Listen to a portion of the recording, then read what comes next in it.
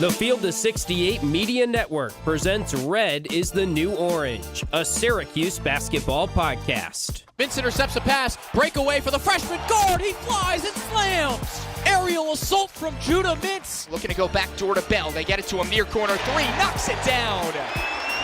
Chris Bell, the sharpshooter. Bringing you everything you need to know out of the 315. Up top, Williams surges ahead, up with the right hand and in. A pretty up and under move from Benny Williams to beat his man. Over to Taylor, he skips into the lane, puts up a floater, and drops in. Let's get it started with your host, Ian Unsworth and Johnny Gadamowitz. Can you feel it? College basketball. It's here. And we are so excited to enjoy it with you. Ian Unsworth, Johnny Gadamowitz. Johnny's got the right colors on. I just grabbed a random t-shirt. It's time for the first Syracuse basketball game of the 2024-25 season. We are going to preview it right here on Red is the New Orange. Syracuse, Moyne, Monday, November 4th, 7 p.m. from the JMA Wireless Dome. Is there cell signal? We don't know. We will test that later on in the year. But the JMA Wireless Dome will play host to the Orange and the Crosstown Dolphins, 10 minutes away. For any of you Syracuse fans who never made the trek to the Heights, as they call it, Moyne is actually on a hill. So, what are we going to get from Moyne? That's a question we'll answer later on in the show. First, remember to give us a follow on Twitter, F68_Cuse. Follow the Field of 68 and the Field of 68 Podcast Network. Live streams for every single podcast we cover here on the Field of 68. Every single team you need to know about has a podcast there, including one with Coleman Hawkins, who's now at Kansas State. He hosts the podcast. It's one of our most popular pods on the network. Also, listen wherever you get your podcast, Apple, Spotify, Megaphone, and watch us on YouTube. All right, Johnny, let's get into some housekeeping before we talk about Moyne, though. Kyan Anthony, first things first, announced earlier this week on the Angel Reese podcast, of all things, that he'll be making his college decision on November 15th. So that is a week and a Friday from now. He's got 3 schools left: Auburn, USC, and Syracuse. We've already talked about the Final Five and the disappointment that it would be if he doesn't go to Syracuse. But what do you think the Orange are getting in a player like Kyan Anthony? What would he add to next year's team? Oh, I mean, I think it would be outstanding when you talk about what he brings to the table. 6'5" guard, obviously has the scoring prowess, 4-star recruit. This is probably someone who would see meaningful minutes right from the jump. Now, the crystal balls over the course of the past couple of months have all had him trending towards the 315. I've expressed my feelings on this podcast where I think if you don't end up getting him, that is indeed a real miss. And I'll stand by that as we get, closer and closer here. For me, Ian, and I'd be curious to see your feelings on this, I think the bigger threat is probably Auburn, SEC, warm weather, although I guess NIL. That case for Southern Cal too. But yes, NIL, Bruce Pearl, I think Auburn is probably the program that's just got a little more things going for it, at least relative to the Trojans. But I don't see why Syracuse can't get this guy. Obviously the relationships are there. The visits have been had. The talk, the chatter has been ongoing for it feels like years now. Now it's just about sealing the deal and getting the job done. But to go back to your question, yeah, I think this is an impact guy on both ends that would really not rejuvenate the fan base, because it's not a fan base that needs rejuvenating, but just give them more and more reason for excitement moving forward. I think in terms of recruiting, what we've already seen from Donnie Freeman has rejuvenated the fan base's trust in the coaching staff to get top caliber guys. And Elijah Moore, or Choppa Moore, I mean, Johnny, are we going to call him Chopper or are we going to call him Elijah? We're going to have to make. I'm cool with either or. We'll pick and choose. I think going back and forth won't make much of a difference, but both of those guys have already shown their ability, and it seems like the coaching staff is in the right vein.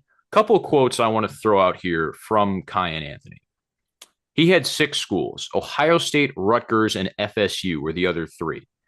And he said on this Angel Reese podcast that he got so tired of traveling and making visits and staying in different places and doing all this sort of stuff, which for these guys essentially comes down to checking boxes because everyone has their determining factors as to why they go places. But Kai and Anthony said he got so tired of traveling for these visits that he just cut 3 schools off his list. So, yes, if he cut Syracuse off his list because he was tired of traveling, especially considering that he goes to Long Island Lutheran and lives right outside of New York City, you'd be a little concerned. But at the same time, the fact that the Orange were one of his first visits and also one of the first schools to reach out to him recruiting-wise, that definitely makes a difference. The other thing that he said is he could be a one and done. That's something that he's got in the forefront of his mind when it comes to playing in college. But he could also see himself playing 2 years if things work out in that way. Who knows what that means? What does it mean? More money? But the way his skill set pans out for Syracuse next year, I don't know what's going to happen with J.J. Starling. That's still a question mark. It's clear that a lot of these guys will be back next year. Maybe you lose Chris Bell.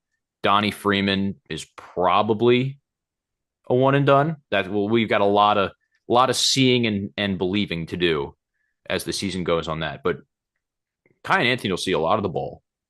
And I think, Johnny, he could be a Trevor Cooney level shooter. I think he could be that good when it comes to shooting the basketball. Because you watch his high school tape, not only does he get the thing off quick, but he is not distracted. He is always ready to shoot. And it's probably pretty easy when you're born a scorer. Your dad can get it in any way.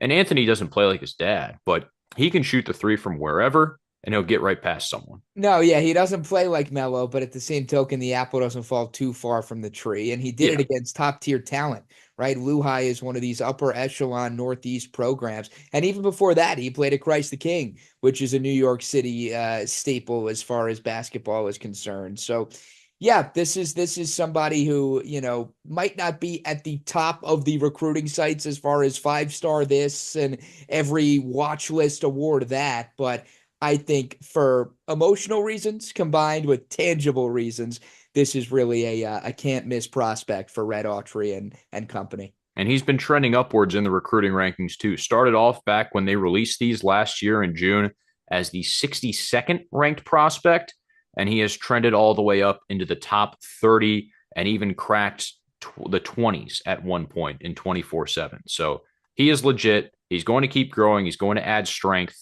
and he will be a Syracuse starter from day one if he comes near next year. You can book that one. All right, other news and notes here. A couple Syracuse players were added to preseason awards watch lists. We know it means nothing, but it's important to note because it means that people will have their eyes on Syracuse this year that aren't just Central New Yorkers or aren't just the local media. So Donnie Freeman is on the Karl Malone watch list for the best power forward in college basketball. Now, that's an award they could maybe rename, but we'll move past that. Some other names on this list. These are big time players here. We got Janai Broom at Auburn. We've got Norchad Omier at Baylor, Graham Ike Gonzaga, Coleman Hawkins, who we mentioned before, Bryce Hopkins at Providence, Alex Caravan at UConn. There are only 2 freshmen on this list, Johnny, that I see right now. One is Freeman, and the other is Cade Tyson at UNC. Cooper Flagg's not on this list, surprisingly enough. Maybe he's listed as a small forward. He's on every other list. Yeah, but yeah, Donnie Freeman, one of 2 freshmen on the top 20 watch list for the best power forward in college basketball. That's great. And it really kind of sets the bar of what the expectation is. And it's great to see the attention given nationally. And, you hope that a watch list recognition like this only gives Freeman that much more motivation to go out there and back it up, right? And do his thing. and get people saying, okay, yeah, this was not just all hype. There are tangible results to be had here too. You made the comment earlier when we were talking about the Kyan Anthony stuff of, how he could fit into the puzzle moving forward and whether or not Freeman is here next year. I think I saw in a recent NBA mock, he's hovering around the lower 20s as far as a Wow. potential first round pick, just outside the lottery. I mean, this is really high praise. And let's be frank here, Ian. I think the awards like this are just going to keep on coming, especially if he does go out there and do his thing. And that high school tape that we've seen translates over to ACC tape. And it's exciting and it's well deserved. The one thing you hope is that it doesn't have the reverse effect, right? Of, okay, the pressure, the bright lights, the adjustment, because let's be frank, the dude's got all the talent in the world. That doesn't mean there's not going to be an adjustment period. There is, and he'll go through ebbs and flows like everybody does. But on the whole, when you zoom out and look at the overall product and how he continues to get acclimated, really the sky is the limit. Wise words from the sage, Johnny Gadamwitz. Eddie Lampkin on the Kareem Abdul-Jabbar watch list for the top 20 centers in college basketball. This is going to be a tough one for Eddie Lampkin to win. Donnie Freeman has, I think, a chance. Eddie Lampkin is pretty buried when it comes to the names on this list. You've got Hunter Dickinson, who is somehow still eligible. That guy's been playing college basketball since Johnny and I were in high school. Nuts. You've got Cliff Omarui, former Rutgers, now Alabama center, Ryan Kalkbrenner at Creighton, Vlad Golden at Michigan, Robbie Avila, the bespectacled big man that absolutely had the country focused on him last year at Indiana State. He's now at St. Louis. Efton Reed from Wake Forest, an ACC representative on here, and Maxime Reynaud from Stanford. There's your other ACC school that has a guy on the list. Again, right. Oh, I should mention Kaman Malawach from Duke is here as well. So there are your ACC bigs to keep an eye on. But I don't think Eddie Lampkin is really going to get up to snuff with Hunter Dickinson, just in the way that Syracuse runs the offense. Right. That's the toughest part about it. Could Eddie Lampkin go out there and score 15 to 20 points a game? Potentially, if you really gave him the ball and said, this is your team, but it will never be Eddie Lampkin's team. That's just not how Syracuse is constructed. Yeah, no, a lot would have to change fundamentally. Or you'd have to have some injuries or something like that. Yeah, you really would. And I think, even if we were to kind of do a power rankings of all the guys on this list, no knock on Eddie Lampkin, who again, 11 points, 7 boards per game last year with Colorado. Like, those are really respectable numbers from the center position. But again, just from a talent standpoint, not quite as up to par with some of the other guys that you mentioned. That's not to say he can't have a big impact. And heck, I think if Syracuse is going to go places this year, they're going to need him to have a big impact. But he's not the end all be all as far as how much success this team is going to have. Certainly not. But he is a big piece. He will be the Orange's starting center. And we have not heard anything regarding the 5 minutes played last week against Slippery Rock. Which I think is a good thing. I think if there was reason for concern there, we probably would have heard something bigger by now. Although, this is a Syracuse program that is no stranger to trying to keep things under wraps as long as they can. And then sometimes game time comes and, oh, wait, what's going on here? But I'm feeling at least optimistic that those 5 minutes were just a coach's decision, simple as that, and we move on. And I think Syracuse can get by Moyne, even if Eddie Lampkin can't take the floor. Let's hold solace in that. Let's talk about Moyne.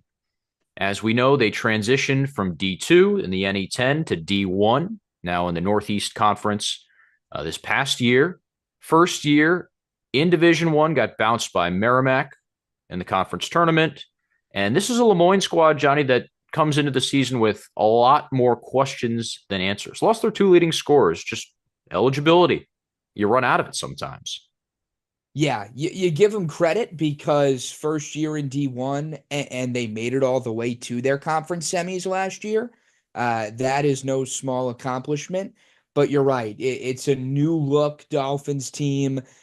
peeking up and down the roster, they don't have anybody taller than I believe it's 6'8". So the height is certainly going to be a challenge.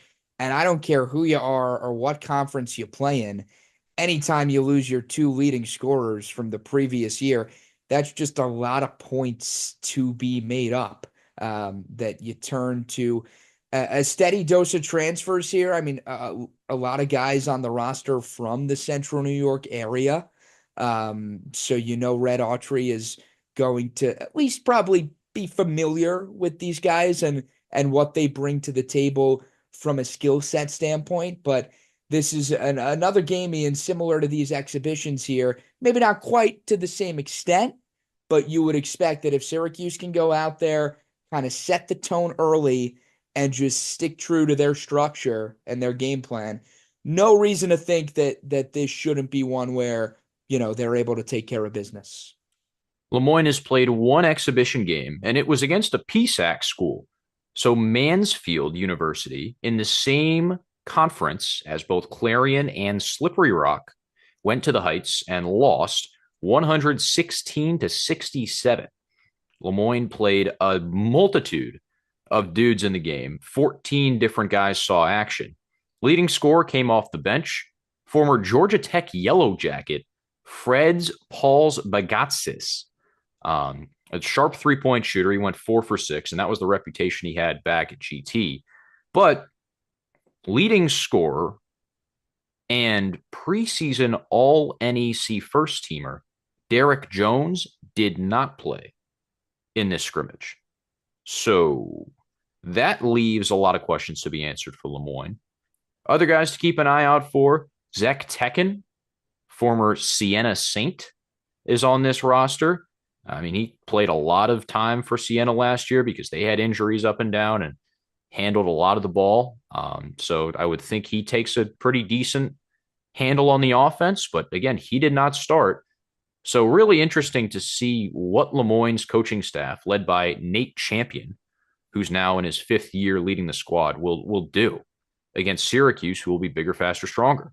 Yeah, the big name from a returning standpoint is probably Trent Mascara in the backcourt now in his junior year. Played in 26 games last season for the Dolphins and had 14 points in only 17 minutes in their lone exhibition game. So one of those situations where, look, it's early in the year. There's not a lot of tape on these guys. We don't really even know what the rotations are necessarily going to look like per se.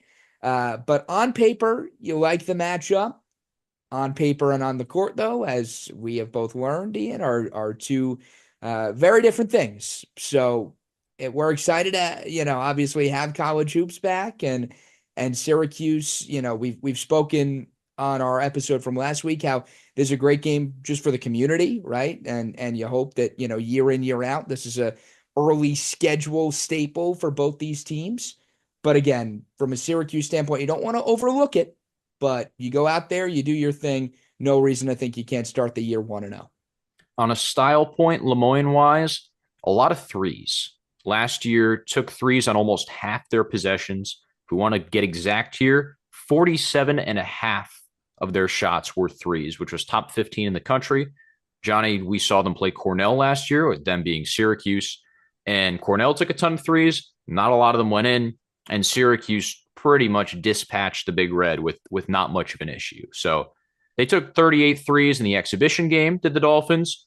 So if something similar continues on that trend, this should be the Orange by 20 plus. You would think so. Looking at the preseason poll, Moyne, middle of the pack, NEC, behind the likes of Central Connecticut, Wagner, and FDU.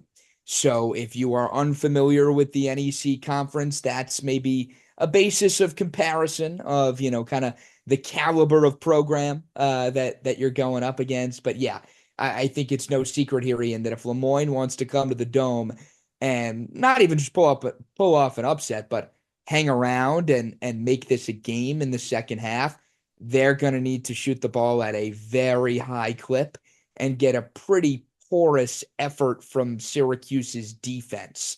I think if the Orange get comfortable putting the ball in the hoop, it's going to be a struggle for Lemoyne just to keep up offensively, even if the defense is lacking. I listened to Andrew Catalan call the Eagles game, and now FDU believe it is all I can think about. Great reference. Yeah, Wagner made the NCAA tournament last year, beat Howard in the 16 seed play-in game. So yeah, scrappy teams in the NEC, all things considered. Ken Palm has Syracuse winning 87-64, and Syracuse has a 98% chance in all of the simulations that computer model does to win the game. I think that's about all we need to say about Lemoyne.